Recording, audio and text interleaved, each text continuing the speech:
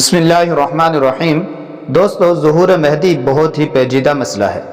اس میں دو گروہ ہیں، ایک وہ جو ظہور مہدی کو حق جانتے ہیں، دوسرا وہ گروہ جو ظہور مہدی کا انکار کرتے ہیں۔ آج ہم دوسرے گروہ کے بارے میں بات کریں گے مکمل تفصیل کے ساتھ۔ مثلا منکرین مہدی کس حدیث سے استدلال کرتے ہیں اور ان حضرات کے نام بھی۔ بعض حضرات اس بنا پہ کہ امام بخاری اور امام مسلم نے امام مہدی رضی اللہ تعالیٰ عنہ کی شان میں وارد شدہ احادیث کو بیان نہیں کیا، ظہور مہدی کا انکار کرتے ہیں۔ اس بارے میں کتاب البرہان فی علامت المہدی آخر الزمان شیخ علی متقی صاحب نے کنز العمال کے مرتب شیخ جاسم لکھتے ہیں، عقائد کی احادیث صرف بخاری اور مسلم میں ہی پایا جانا شرط نہیں۔ کسی حدیث کا بخاری اور مسلم میں نہ ہونا امام بخاری اور امام مسلم کے نزدیک اس حدیث کے ضعیف ہونے کی دلیل نہیں۔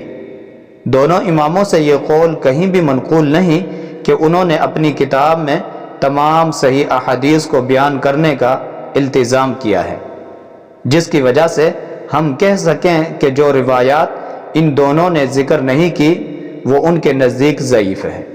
علامہ ابن کثیر فرماتے ہیں کہ امام بخاری اور امام مسلم رحمۃ اللہ علیہ نے اس بات کا التزام نہیں کیا کہ وہ ان تمام احادیث کو اپنی اپنی کتاب میں بیان کریں گے جس کی صحت کا فیصلہ ہو گیا ہے۔ امام بخاری اور امام مسلم نے ایسی بہت سی احادیث کو بھی صحیح قرار دیا ہے جن کو انہوں نے اپنی کتاب میں ذکر نہیں کیا، جیسے امام ترمذی رحمۃ اللہ علیہ وغیرہ امام بخاری سے کسی حدیث کی صحت نقل کرتے ہیں لیکن وہ روایت بخاری میں نہیں ہوتی بلکہ حدیث کی دوسری کتابوں میں ہوتی ہے۔ اس بارے میں یہ بات بھی بڑی اہمیت رکھتی ہے کہ شیخین سے پہلے ظہور مہدی پر سلف صالحین اور متقدمین کا اجماع ہو چکا ہے۔ اب اگر متاخرین میں سے کوئی انکار بھی کر دے تو اس سے کوئی فرق نہیں پڑتا، کیونکہ یہ اصول ہے کہ متاخرین کا اختلاف متقدمین کے اتفاق کو ختم نہیں کر سکتا۔ علامہ ابن خلدون جو کہ ظہور مہدی کے منکرین میں سے ہیں، اس مسئلے کا اجتماعی ہونا بہرحال تسلیم کرتے ہیں۔ مقدمہ ابن خلدون میں لکھتے ہیں کہ جان لو کہ اس قدر زمانہ گزرنے کے باوجود تمام اہل اسلام کے درمیان یہ بات مشہور ہے کہ امام مہدی کا ظہور ضروری ہے۔ بعض منکرین ظہور مہدی نے حدیث لا مہدی الا عیسی ابن مریم سے استدلال کیا ہے کہ مہدی تو صرف عیسیٰ علیہ السلام ہی ہوں گے، یعنی انہوں نے مہدی اور عیسیٰ علیہ السلام کو ایک ہی شخصیت قرار دینا چاہا ہے، لیکن یہ استدلال درست نہیں، اس لیے کہ حدیث میں حضرت عیسیٰ علیہ السلام کے جو اوصاف بیان کیے گئے ہیں، مثلا آسمان سے نزول وغیرہ، ان میں اور امام مہدی کے اوصاف میں مثلا مدینہ منورہ میں ولادت کا ہونا وغیرہ میں بہت فرق ہے۔ اس سے بھی معلوم ہوتا ہے کہ امام مہدی اور عیسیٰ علیہ السلام دو الگ الگ شخصیتیں ہیں، کیونکہ اس حدیث کو اس کے حقیقی معنوں میں لینا بہت مشکل ہے، لہٰذا اس کو مجازی معنوں پر محمول کیا جائے گا۔